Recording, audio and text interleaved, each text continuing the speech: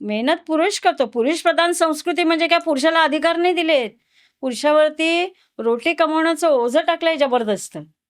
पण ते स्त्रिया शिकल्या सवरल्या तरी त्यांच्यावर ते ओझं तसं आलेलं नाहीये. स्वतःचा पैसा बँकेत साईड ऑफ करून ठेवतात. तर एक स्त्री असूनही पुरुषांच्या हक्कांसाठी लढताय, हे कसं काय सुरू झालं? पुरुष प्रधान संस्कृती काय वरच्याने नाही ठरवली, ही समाजाने केली आहे नंतर. लक्षात ठेवा. पुरुषाला काही रडायला येत नाही, पुरुषाला काही दुःख होत नाही. तो रडतच नाही त्याच्यामुळे, कारण समाजाचं प्रेशर आहे. त्याला ब्रिंगिंग अप त्याचं तसं आहे. रडला तर नाही मर्द. असं मग हार्ट अटॅक कोणाला येतात कारण ते दुःख आणि स्त्रीला जरा काय दुःख झालं की गंगा यमुना वाहिल्या डोळ्यातून. त्यामुळे स्ट्रेस त्यांचा स्ट्रेस निघून जातो. पुरुषाचा स्ट्रेस का मी तर माझ्या क्लायंटना सांगते, रडा, बिनधास्त रडा तुम्ही. हार्ट अटॅक नको असेल तर. तुम्हाला असं वाटतं की ती जी जुनी सिस्टीम होती ज्यात पुरुष कमवायचा आणि स्त्री घरचं निरीक्षण करायची, ती सिस्टीम चांगली होती? त्या फक्त मटेरियलिस्टिक माइंडेड असतात, मनी माइंडेड. फक्त पैशाचं कॅल्क्युलेशन, इंटेलिजन्स असतो, पण हार्टमध्ये प्रेम नसतं. अच्छा. असा एक एक ग्रुप आहे. आणि बाकीच्यांना नुसता पैसाच हवा असतो किंवा आता त्यांना माहिती आहे लग्न केलं, जरा तोडलं बिडलं की पैसा प्रॉपर्टी मिळा, बस मज्जा करायची. फ्रीडम.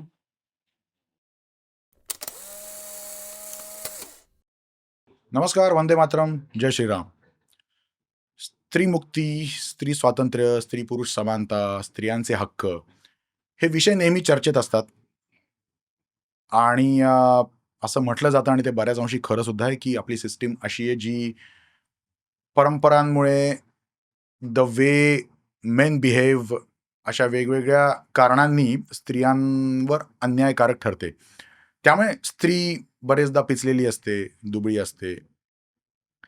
म्हणून मग आपण कायदे असे तयार केलेत जे स्त्रीला थोडंसं झुकतं माप देतात, जे थोडंसं स्त्री जर एखादी तक्रार घेऊन आली तर तिचं प्रायोरिटीवर ऐकतात आणि त्यातून न्यायाची वाट मोकळी व्हावी अशी आशा असते.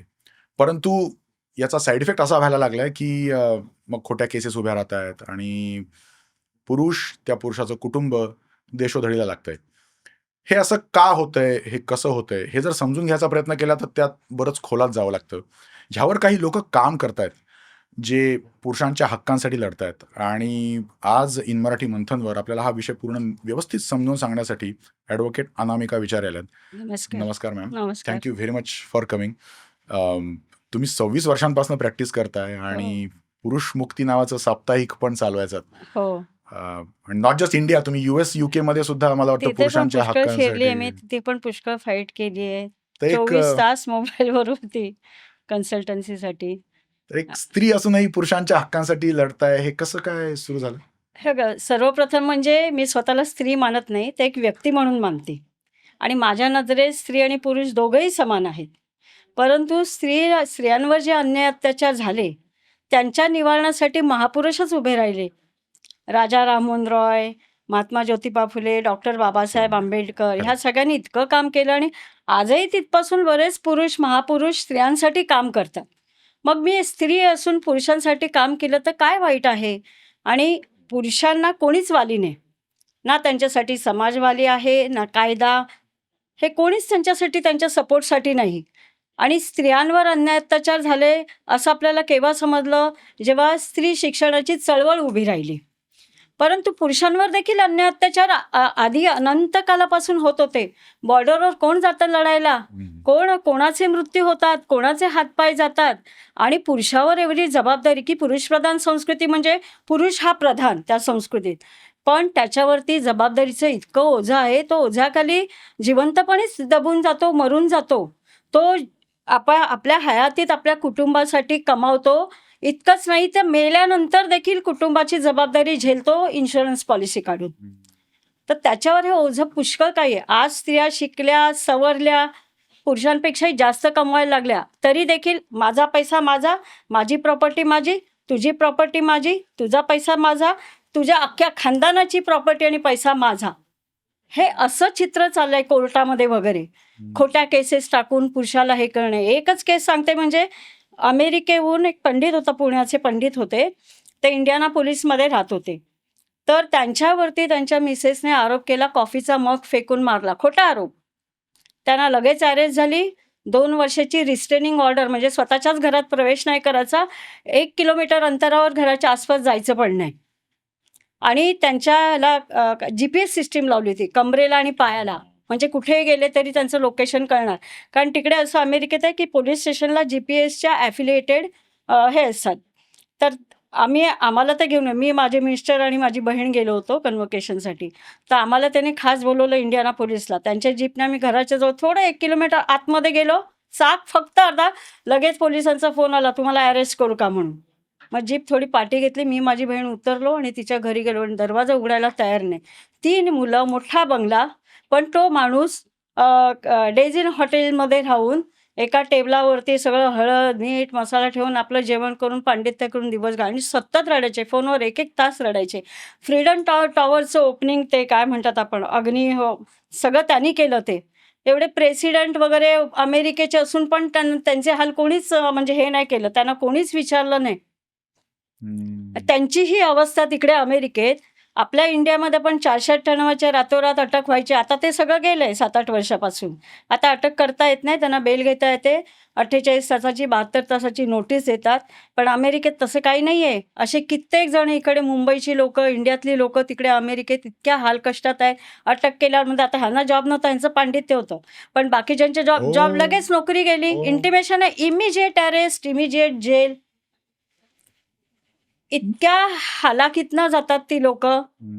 हा जो म्हणजे डोमेस्टिक व्हायलन्स ऍक्ट, हां. म्हणजे हे जे कायदे आलेत, हे सगळे स्त्रियांची ढाल मग म्हणून स्त्री येणं अपेक्षित होतं. संघटनांनीच ते सगळं प्रेशराईज केलं. डोमेस्टिक व्हायलन्स पाहिजे. आता जर कायद्यासमोर स्त्री आणि पुरुष दोघंही समान आहे, तर दोघांनाही कायदा दिला पाहिजे किंवा देऊच नका. कारण संसारामध्ये तुम्ही पोलीस स्टेशन केलं की तो संसार संपला.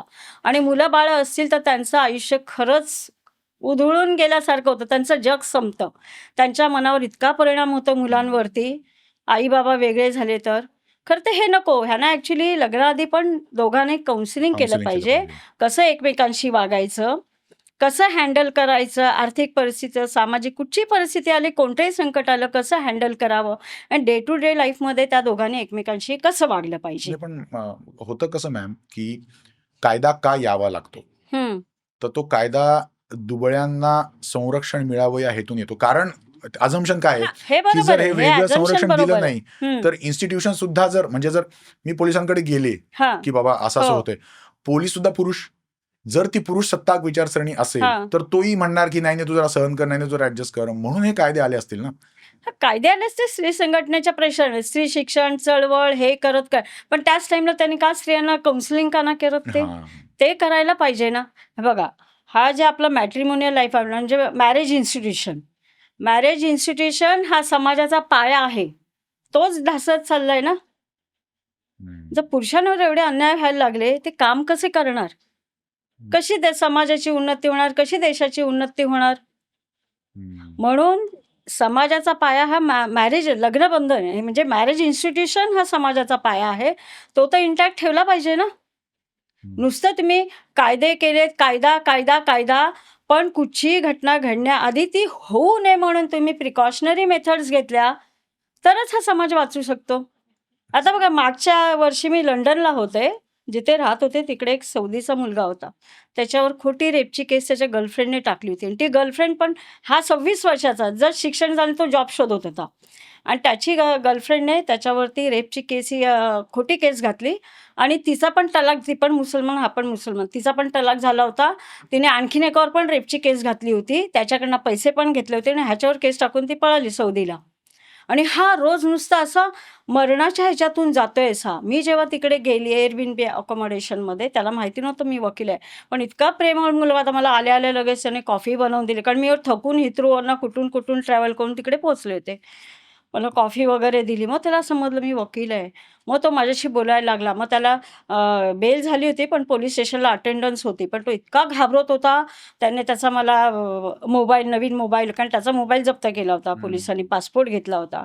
मोबाईल, कॅश, क्रेडिट कार्ड सगळं माझ्या हातात दिलं आणि सांगितलं, दुसरे ते स्कॉटलंडचे जोनाथन आहे, त्यांना हा नंबर देऊन सांगायला सांग माझ्या देशाच्या इथे इमिग्रेशनला, की मी असं अडकलंय. अरे म्हटलं, तुला आत घेणार नाही, ते बेल झाली. आणि म्हटलं, तुझ्या मोबाईलमध्ये सगळे चॅट आहेत ते रिव्हील करतात की तिनेच तुला इंड्यूस केलं रिलेशनशिपसाठी, सहज करताय. म्हटलं, तुझी सुटका आहे. मग त्याच्यावर ते मी बेथेनॉल पोलीस स्टेशनला गेले मी. पण ते व्याबी ऑफिसर नव्हती तिथे. पण मी त्यांना मेल करून वगैरे सगळं सांगितलं. त्यांनी परत मोबाईल चेक केले आणि मग त्याला ॲक्विटल दिली. तर बापरे! त्याच्या पण ही देशात प्रोसेस परत जर गेला. तो माहिती म्हटलं, "परत मी नसेल यूकेला येणार नाही." यूकेला एवढ्या केसेस आहेत. मी YouTubeवर बघितलं ना, एक असा सीसीटीव्ही कॅमेरा असं दाखवलं त्याच्यामध्ये आणि एक सिग्नलला एक मुलगी इकडे उभी आणि एक मुलगा इथे उभा. आणि पाठीमागे इथे काय झाड होतं. तर त्या मुलीने त्याच्यावर खोटी केस टाकली, की ह्याने मला हात लावला. हात नुसता लावला असं खोटी केस टाकली. तो स्टुडंट होता. एवढ्या ह्याच्यातनं गेला, की कोर्टाचा फाईन वगैरे भरणं पण त्याला शक्य नव्हतं. आणि पोलीस नाही, नाही त्या झाडाकडून तुला हात लावला. काय वाटेल ते आरोप म्हणजे तुम्हाला दिसतंय ना सीसीटीव्हीमध्ये काय झालंय ते. तरी आरोप करणार तू झाडाच्या पाटणा तिला हात लावला असेल असं.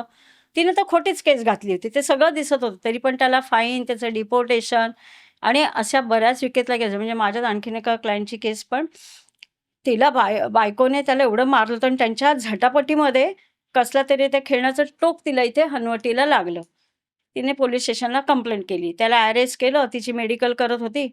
तेवढ्यात त्याने म्हणा त्या ऑफिसरला ते शर्ट काढून आपली पाठ दाखवली. पूर्ण नखाने त्याला फाडून काढलं होतं त्याने आह! पाठीवरती. मग पोलिसांनी त्याला अरेस्ट करायचं टाळलं आणि म्हणतो तिला ताब्यात घेतो. पण त्याने सांगितलं आता तिला ताब्यात घेणार, दोघं यूकेला, तिला सोडवायला हाच प्रयत्न करणार. मग इथे आपल्या इंडियात पण तेच होतं ना, बाईला अरेस्ट कशी करायची? जरी समजा काय केलं अरेस्ट करायचं म्हणजे सोडायला परत तेच कुटुंब येणार सासरचं तिला. पुरुषाला कोण सोडवायला येणार नाही ना. हा जो तुम्ही आता ही जी उदाहरणं सांगितलीत ना, ह्याच्यापेक्षा भयंकर उदाहरणं आहेत माझ्याकडे. यामध्ये असा काही एक विशिष्ट पॅटर्न असतो का? की म्हणजे असं काही आहे की हे टिपिकल मोडस ऑपरेंडी आहे ज्या ज्या स्त्रिया पुरुषांना अडकवतात? एक एक तर त्याच्यातला भाग एक काही सायकिक असतात त्या. म्हणजे त्यांचं असं आहे ना, की त्या फक्त मटेरियलिस्टिक माइंडेड असतात, मनी माइंडेड. फक्त पैशाचं कॅल्क्युलेशन इंटेलिजन्स असतो. पण हार्टमध्ये प्रेम नसतं. अच्छा. असा एक एक ग्रुप आहे आणि बाकीच्यांना नुसता पैसाच हवा असतो किंवा आता त्यांना माहिती आहे लग्न केलं, जरा तोडलं-बिडलं, की पैसा प्रॉपर्टी मिळाला, बस मज्जा करायची. फ्रीडम हं. अशा प्रकारे आणि इथे कायदे काय? आता इथे कायदे बघा, कायदे असतील तर कायदे परफेक्ट आहेत. पण त्याची अंमलबजावणी आपल्या इथे करप्शन केवढं आहे पोलिस स्टेशनला. स्त्री जाणार, नुसतं काही सांगणार ते गॉस्पल ट्रूथ. तिने सांगितलं ह्याने मारला जसं अमेरिकेला झालं. अशा भरपूर आहेत अमेरिकेच्या, UAEच्या, UKच्या घटना. मारलं म्हटलं लगेच अरेस्ट. आणखीन एक कायदा तसं सांगत असेल ना? कायद्याचं नाही, नाही, नाही. कायदाच राहिला बाजूला. पोलीस लोकं आहेत ना करप्शनला. हं. पैसे मिळाले तरच तुमची कंप्लेंट एंटरटेन करणार. आता बाईचं कसं होतं, त्यांना माहिती आहे हिची कंप्लेंट घ्यायची, समोरच्याला यायचं, त्याला ट्रॅप करायचं. पैसा हम्म. कोणाकडे आहे? पुरुषाकडे आहे ना. त्याला ट्रॅप करायचं आहे. हे सगळी सिस्टम अशी बेकार आहे आपली. कायदा आपल्या जागी परफेक्ट आहे. पण त्याची अंमलबजावणी कशी होणार सांगा? करप्शनच आहे जिथे. म्हणजे इतकं पुरुषांना नाडलं जातं, इतकं एकदा तर एक माझं जुन्या आता 15 वर्षापूर्वीची गोष्ट आहे. तेव्हा डायरेक्ट अरेस्ट व्हायची. 11 जण फॅमिलीमध्ये होते. 6 भाऊ, 5 बायका. तर एकदा त्यांना पोलिसांनी बोलवलं पोलिस स्टेशनला. ते त्यांच्याशी गोड बोलतात. मग मला सांगितलं, "नाही मॅडम ते गोड बोलतात." म्हटलं, "गोड बोलतात ना तिथेच धोका आहे." म्हटलं.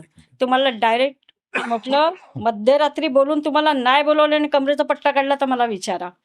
तर म्हणे, "काही मॅडम सांगते आम्हाला."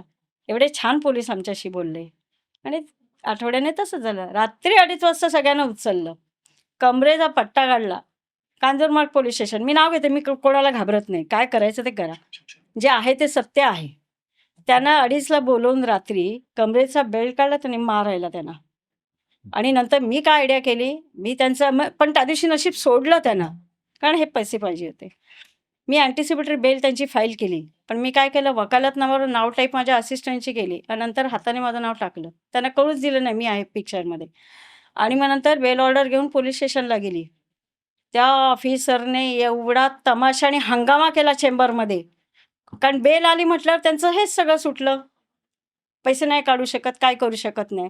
मी म्हटलं, "अहो, ती माझी असिस्टंट होती. मला पण नाही माहिती हे मॅटर आहे. मी इथे आहे म्हणून मी द्यायला आली." असं त्यांना सांगितलं. त्याने अर्धा तास हंगामा केला पोलिस स्टेशनच्या चेंबरमध्ये. बेल ऑर्डर घ्यायला तयार नाही माझी. हे असं सगळं कायदा असून काय उपयोग आहे सांगा मला? त्याची अंमलबजावणी होत नाही. करप्शन आहे सगळं. आपला देश पूर्णपणे पोखरलेला आहे करप्शनने. आणि काय पोलिस स्टेशनलाच करप्शन आहे, गव्हर्नमेंट ऑफिसेसमध्ये आहे, आपल्यामध्ये. आपण आपण कशाला लाच देतो कोणाला? मी एवढी फाईट केली आहे त्या करप्शनसाठी, एवढी फाईट केली आहे, पण मला कळलं ह्या देशामध्ये अजून 1000 वर्ष गेली तरी सुधारणा होणार नाही. कारण लोक पण इन्व्हॉल्व्ह आहेत ना तेवढीच. हम्म. लोकांनी आपले संस्कार, आपला प्रामाणिकपणा, मेहनत हे सगळं अंगीकारलं पाहिजे. तुम्ही चायनाला वगैरे जाऊन बघा. कसला देश आहे तो. USA पेक्षा भारी देश आहे. तिकडची लोकं, त्यांची मॅच्युरिटी, एवढी माणुसकी चांगली आहे तिकडे. आपल्या देशात काय आहे, नुसतं जात-पात, धर्म त्याच्यावरनं सगळं राजकारण, वोट बँक हा जो फक्त. हा जो म्हणजे मॅन वुमन कॉन्फ्लिक्ट आहे, यात तुमच्याकडे जर एखादा पुरुष आला केस हं, घेऊन की असं असं झालंय आणि माझ्यावर खोटी केस आहे, हं, जर त्याचं म्हणणं आहे, हं. तर तुम्ही कसं जज करता की हा खरं सांगतोय की हो. सगळं ऐकते, बरोबर आहे. फेस रिडिंग, बॉडी लँग्वेज ह्याने कळतं म्हणून माणूस समोरचा सत्य बोलतोय की नाही. त्यांना पण काही ठिकाणी जिथे चुकतं तिथे रोखते, टोकते मी. हं, असं वागा, तसं वागा, असं नाही करायचंय. म्हणजे एक साध्या गोष्टी ज्या आपल्या कॉमन पार्लन्समध्ये आपण असं समजतो. नाही ती माझी बायको टिकली लावत नाही, कुंकू नाही लावत, बांगड्या नाही घालत, हे नाही घालत. म्हणजे म्हटलं हे सगळं कोर्टापुढे बोलू नका, कारण ते ज्युडिशियरीला ते अपेक्षित नाहीये. ते समानात म्हणजे ती काय पण घालो, शर्ट पॅन्ट घालो, स्कर्ट घालो, त्याच्यावर काही मंगळसूत्र नाही घालू देत तिने. ह्या गोष्टी तुम्ही बोलूच नका. पण साधारणपणे आपल्या समाजात प्रत्येक पुरुषाला पण वाटतं ना, आता नववधू आली आहे, 4 माणसं आपल्या घरात येणार, तर जरा ती साडी नेसून मंगळसूत्र घालून शोभे राहावी. कारण पुरुषप्रधान संस्कृती आहे. त्याच्यामध्ये स्त्रियांना काय नटायचंय, थटायचंय आणि घर सांभाळायचंय. त्यामुळे ती अपेक्षा काय वाईट नाही, चुकीची नाही त्यांची. नाही, पण या अपेक्षेपोटी जर इतकं नाही, नाही. घटस्फोटापर्यंत जाते पर्यंत हीच नुसती अपेक्षा आहे म्हणून घटस्फोट झाले असं नाहीये. अच्छा. घटस्फोट पुरुषांना नकोय, बाई राहायलाच तयार नाही तर काय करायचंय सांगा? घर सोडून गेली स्वतः किंवा पुरुषालाच घरातून बाहेर काढलंय घरच्यांना. आत्ताच एक काल केस ऐकली. माझ्या असिस्टंटने मला फोन करून विचारलं, इंजेक्शनला काय उत्तर देऊ? तर त्या माणसाने तिचं मॅटर आहे, तर तो माणूस स्वतः फॉरेनला कुठे गेला नाही. 27 वर्ष लग्नाला झाली, पण बायको जग फिरून आली कोणाकोणाबरोबर. फोटोतनं कळून येतं. हम्म. आणि तिने घर बळकावलंय. 3 BHK फ्लॅट आहे बोरिवलीचा. त्याला आणि त्याच्या आईला बाहेर काढलं आणि स्वतःच्या आईला आणून ठेवलंय आणि मुलगा आता परदेशी आहे त्यांचा. काय करणार तो? आणि ती 4 करोड मागते. बापरे. हां, मग काय? आमच्या इथे भरपूर पैसे मागतात. त्यांना शून्य किती करोडवर ते नाही माहिती, पण करोडापासूनच सुरुवात असते. कुठून द्यायचे? किडन्या विकायच्या आपल्या त्याने? हम्म. हां, मेहनत पुरुष करतो. पुरुषप्रधान संस्कृती म्हणजे काय पुरुषाला अधिकार नाही दिलेत. पुरुषावरती रोटी कमवण्याचं ओझं टाकलंय जबरदस्त. पण ते स्त्रिया शिकल्या सवरल्या तरी त्यांच्यावर ते ओझं तसं आलेलं नाहीये. स्वतःचा पैसा बँकेत साईड ऑफ करून ठेवतात. सगळे पुरुषाचेच पैसे वापरायचे. हा, म्हणजे स्त्रीनी कमवलेला पैसा स्त्रीचा असतो, पुरुषांनी कमवलेला पैसा कुटुंबाचा असतो. असतो असं हां. असं पण ते जरा दोघांनी मिळून करायला पाहिजे तुम्हाला समजुतीने. अजूनही दिसतं असं की हे अजूनही असंच आहे म्हणजे हो, आहेच तसं. बापरे. म्हणजे त्यांनी पण मदत केली पाहिजे, हातभार लावायचे, मिळून मिसळून. बघा, नवऱ्याचं इन्कम असं नसतं. जर स्त्रीचं चांगलं असेल तर तिने त्याला ॲडजस्ट करावं. घरात आपल्या नुसतं पैसा कमवणं, इतर बरीच कामं असतात, ती हम्म. हँडल करणं असतं ना. हम्म. आता पुरुषाकडेच पैसा आहे, स्त्रीकडे नाही, तर त्याने ते हँडल करायला पाहिजे. माझं तुझं करून चालणारच नाही, आपलं म्हणायला पाहिजे संसारामध्ये. हम्म. तरच हे प्रॉब्लेम. मला तर असं वाटतं ना, खरं सांगते, ह्या कायद्यांपेक्षा ह्यांना लग्न करण्यापूर्वीच काउन्सिलिंग जबरदस्त केलं पाहिजे. एक तर कधी-कधी मिसमॅचचे जास्त प्रकार असतात, की अरेंज मॅरेजमध्ये त्याची अपेक्षा असते ती छान म्हणजे आपल्या हिंदू वाईफ संकल्पनेतली असावी, पण ती मॉडर्न असते. आणि एखादी हिंदू वाईफ संकल्पनेतली असते तर त्याला वाटतं त्याला ती ती modern मॉडर्न हवी. असावी म्हणून. अशा कितीतरी घटना आहे, म्हणजे मिसमॅचच्या घटना. सगळ्यांचे स्वभाव वेगळे असतात, खाणं-पिणं वेगळं असतं. हे सगळं लग्नाआधी कन्सिडर करायचं, थोडं बोलणं वगैरे. पण ह्याला काउन्सिलिंग केलंच पाहिजे. त्याशिवाय लग्न करू देता कामा नये. या तुम्ही जे आता हे फरक सांगितले ना, म्हणजे हं. हे फरक जर असतील हं. तर नॉट नेसेसरी की that female is a bad person. म्हणजे असे फरक आहेत आणि म्हणून ती वैतागली आणि म्हणून खोटी केस केली असं पण झालंय. पैसा वगैरे नकोय पण मला वैताग आला बुवा असं असं होत नाही ना. नाही. पैसा म्हणजे आणि मोस्टली म्हणजे दुसरीकडे अफेअर असतं. अच्छा. स्त्रियांचं दुसरीकडे अफेअर असतं. म्हणजे असं नाही पुरुषांचं कुठे झालं नाही. पण मोस्टली स्त्रियांचं अफेअर होतं तेव्हा नवरा वाईटच दिसायला लागतो. मग ती सुरुवात होते खोट्या तक्रारींची, खोट्या कंप्लेंटची आणि मग पैसा काढायचा डिव्होर्सच्या बदल्यात. हा जो स्वतः डिव्होर्स फाईल करत नाही ती. बरं कारण कसं बरं आहे, बरं स्वतः बरं डिव्होर्स फाईल केला तिने, तर पुरुष येणारच नाही किंवा कन्सेंट देऊन टाकेल. म्हणजे काही मेंटेनन्स ऑर्डर झाली तर झाली, नाही झाली तर मोकळा झाला तो फटकन. तसं नाही करणार. मग पैसे कसे काढता येतील? कारण कोर्ट कसं करणार बघणार बँक स्टेटमेंटवरनं काय कोणाचा ITRवरनं किती इन्कम आहे त्याप्रमाणे ते ऑर्डर करतील. पण ह्यांना करोडो रुपये काढायचे असतात ना.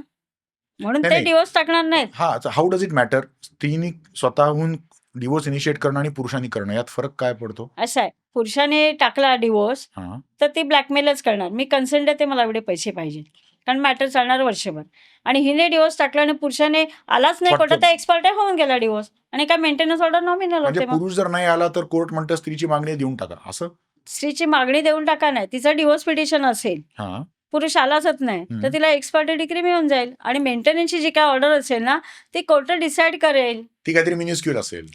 असं हा. जेव्हा ज्युडिशरी करणार ते हे कन्सेंटसाठी म्हणून पैसा दिला जातो, बरं. ब्लॅकमेल केल्यासारखं. मुलांना हे करतात, बायका मुलांची कस्टडी देत नाही सोडा, पण ॲक्सेस पण देत नाही वडिलांना. त्या वडिलांविरुद्ध त्याचं मन कलुषित करतात. आणि हे किती चुकीचं आहे. बापरे. त्या मुलाची त्याविरुद्ध पुरुष बघितलं तर असं करत नाही, मन कलुषित करण्याचे प्रकार. कारण तुम्हाला असं वाटतं आपण दुसऱ्याबद्दल मन कलुषित केलं, पण त्या मुलाचं मन कलुषित म्हणजे त्याचा जीवनावरचा विश्वासच उडून जातो.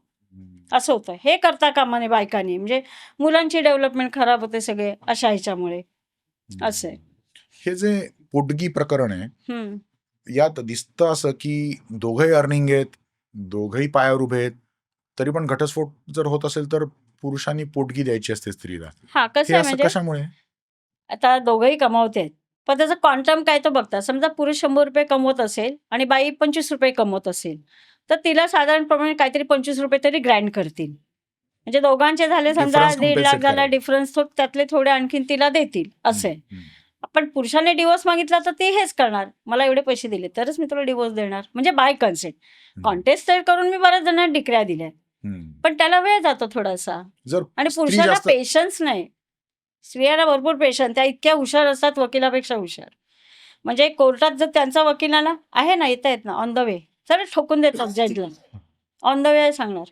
आणि ज्युडिशियल पॉलिसी देखील लिनियन्सी लेडीजच्या फेवरमध्ये DV मॅटरमध्ये टाकतात आणि सासरच्या लोकांना नाचवतात. 10 तारखा झाल्या स्वतः येत नाही, डिसमिसलसाठी वेबसाईटवर दिसलं की मी हजर राहतात. त्यांच्या 10 तारखा पण डिसमिस करत नाही कोर्ट, कारण ते ज्युडिशियली पॉलिसी आहे ज्युडिशियरीची की लेडीजचं मॅटर पटकन डिसमिस करायचं नाही, पण पुरुषाचं 1 दिवसात डिसमिस. पुरुषाला कसलं हे नाही लिनियन्सी. मग हे पण चुकीचं आहे ना. द्या तर सगळ्यांना सारखं द्या, नाही तर नका देऊ. म्हणजे स्त्रीला लिनियन्सी देता येते, ठीक आहे, एवढी बरोबर किती. आहे, पण आणि मग पुरुषाला तरी दुसऱ्याला द्या. त्रास किती होते त्याच्यावर. कोर्ट मशिनरी पण वापरली जाते. 10 तारखा उगाच लोक ट्रॅव्हल करून कोर्टात येतात, वकील येतो, त्यांचा पैसा जातो, टाईम एनर्जी किती फुकट जातो. हे लक्षात घेतलं. आपली जी व्यवस्था आहे ना, बरं मॅटर होतं, पण प्रत्येक बोर्ड आता फॅमिली कोर्टात जवळजवळ 60 ते 70 मॅटर असतात. एक मॅटर कधी कॉल होणार, काउन्सिलिंगला कधी जाणार, काउन्सिलिंग अर्धा तास करतात. आणि काउन्सिलिंग काय करतात तर तुम्ही किती देतात ना, ती किती घेते. हे काउन्सिलिंग काय करायला पाहिजे, बापरे. दोघांच्या कुठे चुका आहेत काय ते सगळं केलं पाहिजे. नाही होते सगळं. एकदा त्याला मागे आपल्या ह्या जज होत्या, कोण बरं, दळवी मॅडम, प्रिन्सिपल जज फॅमिली कोर्टामध्ये, मला म्हणाल्या की मॅडम, मला चेंबरमध्ये बोला, मॅडम तुम्ही रेग्युलर टाईमवर असता, माझं एक काम करायचं, तुम्ही सगळ्या काउन्सिलरवरती नजर ठेवायची आणि त्यांचा रिपोर्ट द्यायचा. मला दिला त्यांना रिपोर्ट. म्हणजे काउन्सिलिंग म्हणजे काय, तुम्ही त्या दोघांना एकत्र आणण्यासाठी आणि हे स्वतः मी प्रयत्न करते. म्हणजे माझा क्लायंट नवरा आहे म्हणून मग ते बाईकडे वाकड्यानं मी तिला प्रेमाने वागवते का, आगीत तेल नाही ओतायचं आपल्याला.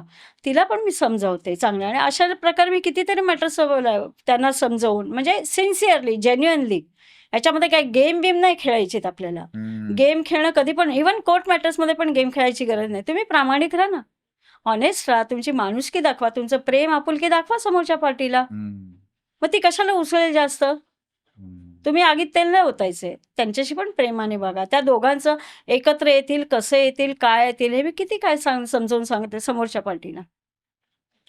तुम्ही हे जे आता म्हणालात ना बोलता बोलता की त्या फॅमिलीतले 10-11 जण गोवले गेले केसमध्ये, तर ह्या डोमेस्टिक व्हायलन्स केसमध्ये हे सुद्धा बरेचदा दिसतं की अगदी दूरच्या नातेवाईकांना सुद्धा लिस्ट केलेलं असतं की बाबा यांनी मला हे केलं. डोमेस्टिक मध्ये पण त्याचा काय एवढा विषय नाही, कारण तिथे अरेस्ट होत नाही डोमेस्टिक व्हायलन्सला. तुम्हाला अटेंडन्स पण लागत नाही त्याच्यामध्ये. वकिलाने एकदा फाईल केला, वकिलाने अटेंड केलं चालतं. पण 498 मध्ये तेव्हा कसं शेजाऱ्याला पण 112 लावून 114 लावून त्याला पण कल्प्रिट करायचे, म्हणजे अॅक्युज काय बनवायचे. 114 म्हणजे 114 सेक्शन आहे की हा पण तिथे होता, अच्छा. अन्याय झाला तेव्हा. शेजाऱ्याला पण आत टाकलंय, असं सगळं होतं. तेव्हा बेल घ्यायचे. एकदा तर एक नाशिकमधली पार्टी होती, पोलीस स्टेशन समोरच होतं त्यांच्या. नाशिकमध्ये नाही, मुंबईतलीच पोलीस स्टेशन समोरच होतं. तर त्यांच्या घरात ते अपंग व्हीलचेअरवर एक बाई होती, एक बहीण त्यांची. आणि ते पण जवळ-जवळ 10 ते 11 जण होते. तर मी त्यांना म्हटलं, ते म्हणाले असे-असे पोलिससारखे घिरट्या. तर त्यांना सांगितलं, "लॉक लावा घराला, कुठेही नाशिकला वगैरे पळा, 4 दिवस राहा. मी तुमचं बेल ॲप्लिकेशन बनवते, तेव्हा कोर्टातच या डायरेक्टमध्ये सही करायला वगैरे." तसंच त्यांनी केलं आणि फोन करत होते शेजाऱ्यांना, ते पोलिससारखे घिरट्या घालत होते, "हे कुठे गेले? कुठे गेले लॉक लावून?" पकडायला त्यांना. कारण अरेस्ट केल्यावर पैशाची चांदी आहे ना. हम्म. त्यांना बेल घेऊन दिला मग. मग घरात गेले ते. हे ह्याला काही अर्थ आहे का? त्याने काही कोणाचा खून केलाय? काय केलंय? म्हणजे कोणत्या टोकाला जाऊन बाईने त्रास दिला तर तिला अरेस्ट नाही करायची, तिला अटक नाही करायची. माझी इच्छा नाही तिला पण अरेस्ट करायचं. कारण मुलं-बाळं असतील घरात, तर तिथे पोलीस स्टेशनला जाऊन बरोबर. काय तो विचका करायचंय? करायचाच नाही. आणि बरोबर. मी तर सगळ्यांना ॲडवाईस करते, कोणीही पोलीस स्टेशनला जाऊ नका. तुम्हाला ते बाईची कंप्लेंट पण द्यायची म्हणजे पुरुषांचा आयडिया करायचे, एक लेटर टाका, पोस्टाने पाठवा, जाऊ नका, आपली टाईम, एनर्जी वाचवा. कारण पोलीस इथले पुरुषांना आधी तर उडवूनच लावतात, तासनतास बसवून ठेवतात. नंतर मग समोरच्या बाईलाच हे सांगणार, असं कर, तू तसं कर, झालं. तेच सल्ला देतात पोलीस. हम्म. पोलीस आहेत, स्त्री संघटना आहेत. सगळ्यांनी दुकानं उघडली आहेत आपली. पण काही स्त्री संघटना, एन-जी-ओ आहेत ना, खरोखर स्त्रियांसाठी चांगली कामं करतात. त्यांना मी नाही, सॅल्यूट आहेतच, करते. प्रश्नच नाही. अतिशय चांगलं काम करतात. ज्यांना ट्रॅफिकिंगमध्ये मुलींना उचललं असतं वगैरे, म्हणजे त्यांच्यासाठी हो. जे काम करतात, मी क्राईम पेट्रोल वगैरे बघितलं, त्याच्यात बघितले, अतिशय सुंदर हो. काम करतात. म्हणजे मानायला पाहिजे. नाही, त्या म्हणजे स्त्री संघटनांना खरोखर मानायला याबद्दल पाहिजे. तर वाद नाहीच आहे, की मुलींवर, स्त्रियांवर हो. समाजाने बरंच वाकडी नजर आहेच आहे. त्यामुळे हां, ते अन्याय अत्याचार कसे असतात माहिती आहे? सर्वत्र आणि सर्वदूर आहेत. म्हणजे तुम्ही म्हणाले, की गरीब आणि श्रीमंत. तर गरीबावर अन्याय होतो, असं काहीच नाहीये. श्रीमंतावर पण होतो. तुम्ही म्हणाल उच्च जातीतला आणि सो कॉल्ड दलित खालच्या जातीतला. सो कॉल्ड म्हणता येईल, की सो कॉल्डवर अन्याय नाही. उच्च आता खोट्या कंप्लेंट त्यांच्यावर पण टाकतात, जातीवरनं वगैरे. मग त्याचा ते टूल म्हणून वापर करतात. तर असं काहीच नसतं. स्त्री आणि पुरुष, मग स्त्रीवरच अन्याय होतो. कारण ते असं गृहीतच धरलेलं आहे. पण प्रत्यक्ष डोळ्यांनी बघा, पुरुष एवढं का त्याच्या आवडीचं जेवण सहसा बनत नाही. कारण नॅचरली स्त्री किचनमध्ये असली की ती स्वतःच्या आवडीचं बनवते. काही स्त्रिया खरोखर चांगल्या आहेत, की सगळं काही करतात. पण त्या फार कमी ह्याच्यावर आहेत. पण आता कसं झालंय माहीत आहे, हे का सगळं बदललं? आपली समाजव्यवस्था काय होती? पुरुषप्रधान. पुरुषप्रधान संस्कृती म्हणजे काय? पुरुषाने रोटी कमवायची आणि बाईने घर सांभाळायचं, स्त्रीने घर सांभाळायचं, अशी ती परफेक्ट व्यवस्था होती. पण स्त्री शिक्षणाच्या चळवळीच्या निमित्ताने, की आम्हाला पण शिक्षण पाहिजे, आम्हाला पण घराबाहेर पडायचं आहे, उंबरठ्याच्या बाहेर पडायचं, आम्हाला पण कमवायचं आहे. ठीक आहे, घ्या कमवा. त्याने ही दुरी वाढली. म्हणजे मग यू ते इगो बिलीव्ह क्लॅश झाले. कळलं का? काही पुरुषांना मग इगो वाटायला लागले, माझ्यापेक्षा जास्त कमवते, असं होऊ शकतं. पण कसं आहे माहिती आहे, कुठेतरी एक सिस्टीम राहणार. बघा, एका काय म्हणतात, म्यानात 2 तलवारी नाही राहू शकत. त्यामुळे एका कुटुंबामध्ये कोणीतरी एक कुटुंब प्रमुख, ती स्त्री असो किंवा पुरुष असो, हँडल करावं त्याने. दोघं जण मीच मोठा, मीच मोठी असं नाही म्हणून चालणार आहे कुटुंबामध्ये. आता हे सगळं बदलत चाललं. हे बदलत जायला अजून मला वाटतं 500-600 वर्ष जावे लागतील. की बाबा ठीक आहे, दोघंही कमवत आहेत, दोघंही शिक्षण घेतात, घरात दोघंही भांडी घासतायत. आलं लक्षात. आता जी व्यवस्था होती ती ओव्हरनाईट चेंज थोडी होणार आहे. त्याला पण केवढा तरी वेळ जाणार आहे ना. तुम्हाला असं वाटतं, की ती जी जुनी सिस्टीम होती, ज्यात पुरुष कमवायचा आणि स्त्री हां. घरचं निरीक्षण करायची, ती हां. सिस्टीम चांगली होती आणि मला तर चांगलीच वाटायला लागली. कारण मी एवढे कष्ट करते, एवढे कष्ट करते. नको गुड वाटतं. पॉइंट. मी असं म्हटलं, की मी एवढं शिक्षण घेतलंय, ते बी.कॉम, एल.एल.एम, सी.ए, आय.सी.डब्ल्यू एवढा मरणाचा अभ्यास केला. आता पुस्तक बघितलं, की माझं डोकं फिरतं. आणि पुढच्या जन्मात देवा मला एक अगदी अंगुठा छाप बाई बनव, एकच झोपडी दे. त्याच्यात मी चुलीवरती भाकरी थापेन, जेवण करेन. ते माझ्या नशिबात काय ह्या कामामुळे मिळालं नाही. असं. म्हणजे वाटतं ना, सोपं नाही वाटत नाही, आहे. म्हणजे करिअर म्हणजे आय पुरुष किती काम अंडरस्टँड. करतो. आता तीच बरोबर आहे. पाळी माझ्यावर आली आहे. दिसायला स्त्री, नाही, आय पुरुषांकच काम अंडरस्टँड. पण करते. तुम्ही म्हणताय ते गमतीचा भाग म्हणून, म्हणजे आय अंडरस्टँड, की कुठे बाबा मस्त घरी छान होते. पण एक सिस्टीम म्हणून आपल्याकडे हे स्वातंत्र्य पाहिजे, की बाबा स्त्रीला आणि पुरुषांना दोघांनाही स्वातंत्र्य एकसारखं असावं. असावंच. येस. हा, मग घरातला एक कोणीतरी असावा ज्यांनी बाहेरची काळजी घ्यावी, एक कोणीतरी असावा ज्यांनी हां. घरातली काळजी किंवा घ्यावी. दोघांनी बाहेरची आतली दोघांनी दोघांनी मिळून वाटून वाटून घ्यावी. घ्यावी. पण तुम्ही म्हणता की तिथे कॉन्फ्लिक्ट होतोय. कॉन्फ्लिक्ट म्हणजे असा, की स्त्रियांना स्वातंत्र्य पाहिजे, पण जबाबदारी नाही घ्यायची. बघा, स्वातंत्र्य आणि जबाबदारी गोज हँड इन हँड. बरोबर आहे. आता तुम्ही नोकरी केली तर तुम्हाला पैसा मिळणार. म्हणजे काही काम केलं तर पैसा मिळणार ना, की पैसा असंच मिळतो तुम्हाला सॅलरी? नाही ना. म्हणजे तुम्हाला जर स्वातंत्र्य हवं, काही हवं, तर त्यासाठी द्यावं लागतं ना. हम्म. तुम्हाला आयतं बसून खायला नाही ना मिळणार. हम्म. तुम्ही पण तेवढं जबाबदारीचं ओझं उचललं पाहिजे ना. असं आहे. पुरुषप्रधान संस्कृती त्याच्यावरच ओझं टाकलं आणि त्याला म्हणजे हा सर्व आहे. आता हे हार्ट अटॅकचे प्रमाण का आले पुरुषांना? कारण पुरुषाला रडायला अलाउड नाही.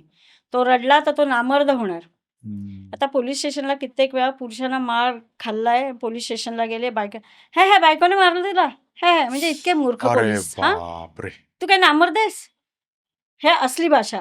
माझा एक क्लायंट यूपीचा होता, अतिशय उच्च शिक्षित, अमेरिकेचा सिटिझन होता. त्याची बायकोने पुण्याला टाकली 498. त्याच्यावर, भावांवर, ते भाऊ पण USA ला, सिंगापूरला असे. त्यांची पण नावं, त्यांच्या आई-वडिलांची नावं. मग त्यांची पुण्यातून अँटिसिपेटरी बेल गेली. पण पोलीस त्याला ट्रॅप करण्यासाठी एवढं करत होते आणि मला त्याला वाटतं ते गोड बोलतायत म्हणजे त्याला काय करणार नाही. त्याच्यावर एवढी चिडले मी, तुला मी सांगते, बिलकुल जायचं नाही तिकडे. तुझी बेल होईपर्यंत तिकडे पोलीस स्टेशनला कोणाला भेटायला जाऊ नकोस. काय तुला अरेस्ट केलं ना, तर मी पण येऊ शकत नाही सोडवायला. एक तर मी मुंबईवरनं पुण्याला नाचते तुझ्यासाठी. ॲब्सोल्युटली नाही. फार ओरडली मी त्याला. मग आणि त्याला कोणी एक मध्यस्थ पण घालून त्या पोलिसांना जायचं. त्या मध्यस्थानेच त्याचे पैसे चांगले खाल्ले. कारण हा बकरा मिळाला आणि त्या बकरा मिळाला. पोलिसांना कळलं. म्हणजे एखाद्या पुरुषावर जर अशी केस आली तर पोलीस गोड बोलून त्याला, येस. त्यामुळे सगळ्यांनी समजा गोड बोलले नाही पोलीस म्हणजे तर काय धोका. स्ट्रॅटेजी आहे ही की गोड बोलायचं, त्याला बोलवायचं मग पकडायचं. कारण काय झालं, त्याची एफ-आय-आर होऊन जवळ-जवळ 1.5 वर्ष झालं होतं. आणि हा सापडत नव्हता. सापडत नव्हता असं नाही. हा यूपीला होता. हां. त्यांनी नोटीस पण पाठवली नव्हती त्याला. त्याला ते उशिरा कळलं. बरं. त्याने डिव्होर्स पिटिशन एक पुण्याला टाकलं. त्यात वकिलाने पण त्यानं असे फसवलं. तेव्हा एफ-आय-आर नव्हता तरी पण त्याची मुद्दाम अँटिसिपेटरी बेल टाकली. बरं, divorce petition, custody petition 2 petition वेगवेगळी टाकली. म्हटलं वेगवेगळी का टाकली? एकाच ह्याच्यात नाही करायची प्रेयर? म्हणजे वकील लोकं पण असे हे करतात. एफ-आय-आर नसेल तुम्ही अँटिसिपेटरी बेल टाकून तुम्हाला मिळणार नाही, की तुमची भीती हा कोर्टाचा हे कन्सर्न नाहीये. तुमची भीती म्हणजे कायद्याची भीती. एफ-आय-आर आहे का? तुमचं नाव आहे का? तरच तुम्हाला भीती आणि तरच ग्रँट होऊ शकते बेल. हम्म. प्रोव्हायडेड बाकीच्या कंडिशन्स तुम्ही पळून नाही जाणार, एव्हिडन्स टॅम्पर नाही करणार. हे सगळं तुम्ही सिद्ध करत असाल अँटिसिपेटरी बेल ॲप्लिकेशनमध्ये तरच तुम्हाला बेल ग्रँट होणार. तर त्याला तो असा एवढा उच्च शिक्षित 10-12 डिग्र्या, पण इनोसंट माणूस. हा, नाही आणि एक आता पोलिसाची कोर्टची भीती वाटते. बायकोवर किती पैसे घातले असतील त्याने? करोडो रुपये. इंटरनॅशनल क्रूज ट्रिप्स, किती पैसा त्यांच्या कंपनीत पण त्याने भरपूर ते गेले ते करोड रुपये. नंतर शेवटी सेटल झालं. 10 केसेस झाल्या सगळ्या टोटल 2 वर्षात. सुप्रीम कोर्टात मॅटर सेटल झालं. त्याने तिला इतके पैसे दिले. पुण्याचा 2 BHK 1.5 कोटीपेक्षा जास्त असलेला फ्लॅट तो तिला देऊन टाकला. भरपूर त्याचं सगळंच म्हणजे सगळी सेव्हिंग सगळं संपलं. पण मनाची शांती मिळाली म्हणून तो शांत. कारण मुलगा होता 10 वर्षाचा, तो त्याने ताब्यात घेतला होता फक्त. त्या मुलासाठी त्याचा पासपोर्ट तिने लपवून ठेवला होता. बापरे. त्या पासपोर्टसाठी एवढं सगळं आम्हाला करावं लागलं. बापरे. असं. कारण तो मुलगा पण US सिटिझन होता. ते जाऊ शकत नव्हते USA ला. तुम्ही जे मगाशी म्हणालात ना मॅम, की लग्नाआधी काउन्सिलिंग करायला पाहिजे. म्हणजे हं. आता यात काउन्सिलिंगनी काय होईल, की 2 चांगल्या माणसांमध्ये गैरसमजातनं किंवा परिस्थितीतनं होणारा कॉन्फ्लिक्ट टळेल. येस. पण दोघांपैकी एक जर असेलच वाईट हेतूचा, हं. तर तो तर काउन्सिलिंगनी दूर जाणार नाही, कारण हेतूच वाईट आहे. मग तो पुरुष स्त्री हा दुय्यम नाही, मुद्दा असं झाला. आलं लक्षात माझ्या. मग इन धिस सिच्युएशन काय हं. करावं काय? नाही, करावं नाही. प्रत्येकाला एक सेंटर ठेवावं. त्यांचं सर्टिफिकेट घ्यावं, की काउन्सिलिंग त्यांचं झालेलं आहे म्हणून. तरच लग्नाला मान्यतामुळे त्यांचं लग्न रजिस्टर केलं पाहिजे. काय नाही, एका इंडिव्हिज्युअल पडला तर ओपनली मी टिप्स देऊ शकत नाही. का तर गैरवापर होईल. की पुरुषांना कर्ज टिप्स ती खरोखर बघा, तुमचं लग्नाचं ठरते. लग्न ठरलं. आता पुरुषाला काही प्रॉब्लेम झाला. समजा काही डिसीज झाला किंवा फायनान्शियल डिफिकल्टी आली. घरात मेडिकल डिफिकल्टी आई-वडिलांची आली. अच्छा, याचा पैसा मेडिकलला जाणार. नकोच हा मग. मग हे चुकीचं नाही. असं होतं? म्हणजे काय? होतच ना. लगेच सोडून देतात मुली मग. कशाला लग्न करायचं? आता हेच जर लग्नानंतर झालं असतं तर काय केलं असतं? काहीही होऊ शकतं. Once you decided to get married, तुम्ही त्याच्या प्रत्येक प्रसंगाला दोघांनी संकटाला तुम्ही एकमेकांच्या. हो, दोघांनी प्रश्न. एकमेकांच्या बरोबर. कोणाच्याही तुम्हाला ते ॲक्सेप्ट केलं पाहिजे. आता या सगळ्या घटना इतक्या विचित्राने आपलं काय म्हणताय पुरुषप्रधान संस्कृतीमध्ये पुरुष हा सुप्रीम समजला, सुपरमॅन समजला. पण तो तसा आहे का? नाहीये. त्याची काय हालत करून ठेवली आज समाजाने. हां, तू रडायचं नाही. तर लहानपणापासून म्हणायचं ब्रिंगिंग अप. ए रडायचं नाही तू. का रडायचं नाही त्याने? त्याला हृदय दिलंय ना देवाने. पुरुषप्रधान संस्कृती काय वरच्याने नाही ठरवली. ही समाजाने केली आहे नंतर. लक्षात ठेवा. पुरुषाला काही रडायला येत नाही. पुरुषाला काही दुःख होत नाही. तो रडतच नाही त्याच्यामुळे. कारण समाजाचं प्रेशर आहे. त्याला ब्रिंगिंग अप त्याचं तसं आहे. रडला तर नाही मर्द. असं. मग हार्ट अटॅक कोणाला येतात? कारण ते दुःख आणि बरोबर. स्त्रीला जरा काही दुःख झालं की गंगा, यमुना वाहिल्या डोळ्यातून. त्यामुळे स्ट्रेस रिलीज त्यांचा होतो. स्ट्रेस निघून जातो. पुरुषाचा स्ट्रेस का मी तर माझ्या क्लायंटना सांगते, रडा, बिनधास्त रडा तुम्ही. हार्ट अटॅक नको असेल तर. रडा. कोण तुम्हाला हसणार नाही, काय नाही. दुःख वाटतंय, त्रास होतोय तर रडून दाखवा ना. काही नाही प्रॉब्लेम आहे. या पुरुषांवर जर मग अशा खोट्या केसेस झाल्या हां. तर काय स्टेप्स घ्याव्यात? आता खोट्या केसेस म्हणजे काय टाईम, एनर्जी आणि पैशाचा सगळा अपव्यय आहे. बरोबर आहे. मानसिक त्रास त्याच्यात त्यांना इतकं होतं, डिप्रेशनमध्ये जातात. काही त्यांनी कसं जणांनी हँडल कसं आत्महत्या करावं? केलेल्या आहेत त्या. हो ना. हँडल काय करणार? मी त्यांना तासनतास माझं ब्लड बॉईल होईपर्यंत काउन्सिलिंग करते. तर म्हणजे माझ्याकडे येतात कन्सल्टंट ते रिलॅक्स होऊन जातात. त्यांना मी एकच सांगते 498च्या मॅटरला कोर्टात आहे ना प्रेशर येतं. काय तर होत नाही, नुसत्या तारखाच लागतात. चार्जशीट फाईल झाली की नुसत्या तारखा लागतात. म्हटलं घरून चांगला डबा घेऊन जा. कोर्टाच्या समोर गार्डन असेल तिथे खा प्या मस्त अटेंडन्स लावून घरी जा. काहीही विचार करायचा नाही मॅटरबद्दल. बरं. माझ्या खांद्यावर ओझं दिलेत ना, मी हँडल करेन. बरं. तुम्ही काहीच विचार करायचा नाही 2 तारखा. मी जेव्हा तुम्हाला सांगेन हे करायचं तेवढंच करायचं. बाकी काहीही विचार करायचा तुमची कामं करा. तुमचा जो आनंद तुमच्या हातात आहे, तो गमावू देऊ नका. तुम्हाला गाणी आवडतात ऐकायला, पिक्चर बघायला आवडतात, घरात बसून चांगलं खाणं-पिणं वाटलं, एकमेकांशी कारण काय होतंय मल्टिपल त्रास होतो. मग घरात ज्या पुरुषाच्या बायकोमुळे झालंय त्याला बाकीचे भाऊ, आई-वडील तुझ्या ह्याच्यामुळे झालं, तुझ्या ह्याच्यावर. आणि ते दुःख आणि आई-वडिलांना तर प्रचंड दुःख होतं. आपल्या मुलाचं आयुष्य बरबाद आहे. तर म्हटलं हे मल्टिपल करू नका. तुम्ही तुमचं नॉर्मल लाईफ चालू ठेवा. आणि असं समजा की एक संकट आलं आपल्या लाईफमध्ये. नशीब तुमचं कोणता मोठा आजार नाही आलाय, ॲक्सिडेंट नाही आला, मेडिकल लागली तर काय कराल? आज तिकडे पण केवढं तरी चिटिंगने फ्रॉड होतं. हां, त्या कोरोनामध्ये 1 आठवडा नाही राहिले 27 लाखाचं बिल, 50 लाखाचं बिल आणि काय दिलं होतं लिंबू पाणी सरबत ट्रीटमेंट. ह्या सगळ्या आपल्या देशात ज्या गोष्टी घडतायत ना, अतिशय वाईट आहे. म्हणजे जर अशी कोर्ट, हॉस्पिटल, इतर गोष्टी सगळ्याच. म्हणजे अशी खोटी केस झाली तर घाबरून न जाता, हातपाय न गळता हां, घाबरून धीराने जायचं नाही. शांतपणे हां, आणि शेवटी काय होतं, शेवटी सेटलमेंट होते. हं, म्हणजे मग पैसेच देतात आणि सुटका करून घेतात. हं, मग कशाला आपण त्रास घ्यायचा? म्हणून मी त्यांना ते काउन्सिलिंग हं, माझा जास्त मोठा भर असतो त्याच्यावर मॅटरमध्ये. माझं काम मी करणार. जे काय असेल ड्राफ्टिंग आहे, प्लीडिंग आहे, ते सगळं परफेक्ट आहे. ते मी सगळं करेन. पण त्यांच्या मनाला, त्यांच्या मनाची शांती मिळवून देणं पण माझं पहिलं हं. कर्तव्य आणि ते पहिलं कर्तव्य करते मी. कारण माझा क्लायंटच नाही राहिला तर ते मॅटर काय करू मी कोर्टात जाऊन? काय उपयोग नाही आहे ना. बरोबर आहे. त्याला व्यवस्थित राहायला पाहिजे, त्याच्या कुटुंबाला व्यवस्थित राहिलं पाहिजे. म्हणजे हे जास्त मी भर देते काउन्सिलिंगवरती. शेवटचा प्रश्न विचारतो मॅम.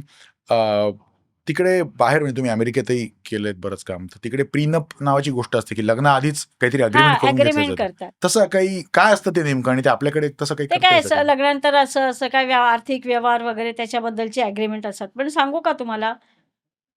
लग्नामध्ये ॲग्रीमेंट म्हणा, ह्या कशाला अर्थ नाही. हं, तुम्ही प्रत्यक्षातच चांगलं वागलं पाहिजे. आता ॲग्रीमेंट केलं, इव्हन म्हणजे पैशाचं ॲग्रीमेंट, मी तुम्हाला पैसे दिले, ठीक आहे, मी परत देईन. लिहून दिलं तुम्हाला आणि दिले नाही, काय करणार तुम्ही? कोर्टात जाऊन. हे मनाचे म्हणजे सांगते काय लोकांना समजायला पाहिजे काउन्सिलिंगच महत्त्वाचं आहे. लग्न करायचं व्यवस्थित करा लग्न. व्यवस्थित ते टिकवा. तुम्हाला काय सोपं वाटतंय? एक लग्न मोडलं, दुसरं केलं आणि परत तिथे तीच अवस्था. तुम्ही मनाने पण चांगलं ब्रिंगिंग अप पाहिजे त्यासाठी. दोघांसाठी, स्त्रीला पण, पुरुषाला पण. त्याने कसं वागा. पुरुष जास्त बोलत नाही. हं. मग स्त्रीला समजून घ्यायचं, ह्याला काय आवडतं, काय छोट्या-छोट्या गोष्टी असतात घरातल्या. काय आवडतं, काय नाही. आता माझा नवरा सकाळ संध्याकाळ मोबाईल आणून दे, मोबाईल लाव, फॅन लाव, हे लाव, एसी लाव. पण मी करते सगळं ते. बापरे! कळायला का माहिती आहे? त्याने प्रेम वाढतं ना तुमचं. तो पण माझ्यासाठी तेवढंच करतो ना सगळं.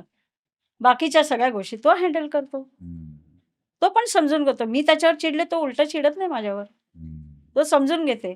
आधीच कोर्टातून वैतागून आलेले माझ्यावरच राग काढणार. हे त्याची समजूत फार मोठी आहे माझ्याबद्दल. रागवली, चिडली तर एक शब्द उलटा बोलत नाही मला. माझं तोंड सुटलं तर सुटतं. आता बघितलं केवढं बोलते मी. असं आहे म्हणजे.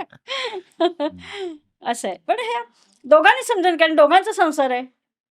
लग्न केलंय, टिकवायचंय, व्यवस्थित राहायचं आणि आनंदी राहायचंय. जीवन एकदाच मिळतं. 27 कोटी योनीतून मनुष्य जन्म मिळतो. खरंय. मग इतका सुंदर जन्म तुम्हाला लाभलाय तर तुम्ही चांगलं वागा ना. म्हणजे माणसांशी पण आणि जनावरांशी देखील. ती बोलत नाहीत मुकी जनावरं. त्यांच्याशी पण चांगलं माणुसकी तुमची ठेवा चांगली, प्रेम आपुलकी ठेवा. काय मॅम तुम्ही जे इतकं बरोबर बोलताय ना, की शेवटी एक लाईफ आहे.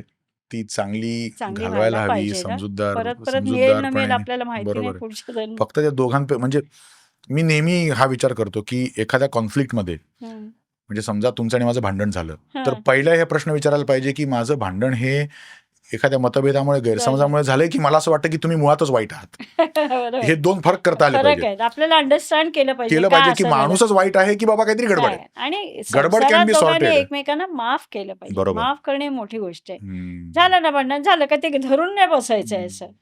म्हणजे 2 मिनिटं जरी भांडलो तरी नाही बाबा, पुढच्या 15व्या मिनिटाला एकत्र असू. फक्त ह्या ज्या नाही आपल्या करत, कारण तो अर्थच नाही, दोघांनाही त्रास होणार मग. बरोबर आहे. हे फक्त सत्य तुम्हाला कळून आलं पाहिजे, की तुम्ही भांडलात तर त्रास तुम्हाला दोघांनाच आहे. बरोबर आहे. भांडण लगेच मिटवून टाकायचं. आपण म्हणजे तेच परत ते मूळ पदावर तेच येतो ना, त्याच्यावर की येतो. दोघांपैकी एक जण खरोखर वाईट पाहिजे ते असेल, जर असेल, वाईट हा. असेल तर काय करणार, हाच मग काय कायदेशीर काय दुसरा हे नाही. पर्याय नाही. मग मग तेव्हा लक्षात पण येतं ना, इतर कामं किती काय काय पुरुष पण घरात करतात, घराच्या बाहेर करतात सगळं. आता एक साधं सांगायचं म्हटलं बघा, ट्रेनच्या तिकिटाला रांग असेल तर बाई येणार, पुढे जाणार, मला तिकीट काढून द्या ना. सगळे पुरुषाचे फायदे उचलायचे. हो माझं सामान उचलून द्या ना हो, बरोबर. ट्रेनमध्ये वगैरे गेलं मला बसायला, आणि पुरुष पण स्त्री दाक्षिण्य म्हणून देतात बसायला. पण मी स्त्रियांना विचारते, तुम्ही कधी दुसऱ्याला तिकीट काढून दिलंय का? तुम्ही कधी पुरुषाचं ओझं उचललंय का? तुम्ही कधी सीटवर स्वतः उठून पुरुषाला जागा दिली आहे का? हे मी केलंय सगळं. एक इन्सिडेंट सांगते. मी पुण्यावरून येत होते, ट्रेनमध्ये होते, कारण येताना मला जनरलचं उठावं लागतं, कारण नक्की टाईम नसतो. तर डब्यात गर्दी तर पुष्कळ होती. एक बाई होती 50शीची. एक 17-18 वर्षाचा मुलगा होता. त्याला वाटतं बरं नव्हतं. मी त्याला लगेच माझ्याकडची गोळी दिली आणि तिच्या बाजूला 4थी सीट रिकामी झाली. ती म्हणाली, "ए बैठे का ना, बैठे का." मी त्याला म्हटलं, "बस तू इकडे, ही काय करते मी बघते." ती तो 18 वर्षाचा आहे, तू 50शीची बाई आहे. तो काय तुझ्या अंगावर बसणार आहे? बाजूलाच बसणार ना 4थ्या सीटवर. त्याला बरं नाही, उभं राहता येत नाहीये. म्हटलं, "बस तू काय करते मी बघते." त्याला बसवलं जबरदस्तीने मी. हे चुकीचं नाही का? म्हणजे तुम्हाला तुमच्या हृदयात प्रेम नाही काय पुरुषांबद्दल? पुरुष तुमच्याशी नात्याने भाऊ लागत नाही का? मुलगा लागत नाहीत का? वडील लागत नाहीत का? बाकी फक्त पुरुषांनीच आपली बहिणीसारखी ह्याच्यासारखी म्हणून स्त्री दाक्षिण्य दाखवायचं. तुम्ही पुरुष दाक्षिण्य कधी दाखवणार? तुम्ही शिकल्या सवरलात तर संस्काराने पण तेवढे मॅच्युअर ना, परिपक्व व्हा ना, की तुमच्या मनातली दया, करुणा, सहानुभूती, माणुसकी तुम्ही पुरुषांसाठी पण दाखवली पाहिजे, जे पुरुष तुमच्याबद्दल दाखवतात. नको का दाखवायला? समानता म्हणते ना, स्त्री पुरुष समानता, तर सगळ्या बाजूनी समानता हे करा. तुम्हाला स्वातंत्र्य हवेत, अधिकार हवेत, तर जबाबदारीचं ओझं पण उचला. आणि वा. तुम्ही एवढे पुढे जा, मी म्हणेन स्त्रियांना, की कोर्टात केस आली ना, तर पुरुषाला तुम्ही बोला, तुला किती पैसे पाहिजेत बोल, चल घे डिवोर्स, असं. एवढी हिंमत दाखवा. आणि काय स्त्रिया काही कमी शक्तिमान नाहीयेत, नाही, त्यांच्यात प्रश्नच भरपूर नाही, शक्ती आहे, प्रश्नच पण नाही. वापर नाही होत आहे त्याचा प्रॉपर. दाखवा ना, तुमचं सत्व दाखवा, तुमची शक्ती दाखवा चांगल्या पद्धतीने. मी सॅल्यूट करेन तुम्हाला. मग काय. बरोबर आहे. अनामिका मॅम, थँक्यू सो मच. तुमच्याकडून काय होतं ना, एका सामान्य मध्यमवर्गीय माणसाला तुम्ही म्हटलात तसं, की आम्ही शिकलो, शाळा, कॉलेज, जॉब, त्यामुळे हे पोलीस, कोर्ट हे सगळं प्रकरण फार कळालं की अंगावर आल्यासारखं होतं, होतं. त्याची भीती वाटते. पण तुम्ही ते बऱ्यापैकी त्या भोवती असलेलं गूढ वलय, ती भीती बऱ्यापैकी दूर केलीत. Yes, आणि मला thank you. वाटतं आजच्या गप्पांमधला सगळ्यात मोठा स्ट्रॉंग मेसेज हाच आहे, की जर असं काही झालंच तर हातपाय गाळून बसायची गरज नाही. Absolutely not. काही नाही. म्हणजे एक संकट आलंय, ते संकट त्याच्यापेक्षा आपल्याला कितीतरी मोठी संकट संकट येतात, ती नाही आली असं समजायचं. पॉझिटिव्ह. आणि नेटाने ते परतवून द्यायचं. येस. मला वाटतं याच नोटवर आजच्या गप्पा आपण थांबूया. Ma'am, thank you so much once again for Thanks. Coming here. तुम्ही फार मोठा प्रवास करून आलात. नाही काय मोठं आणि- नाही, याच्यापेक्षा मोठे प्रवास थँक्यू सो मच. करते. आपण भेटूया पुढच्या पॉडकास्टमध्ये. Yes. नमस्कार, वंदे मातरम, Okay. जय श्रीराम.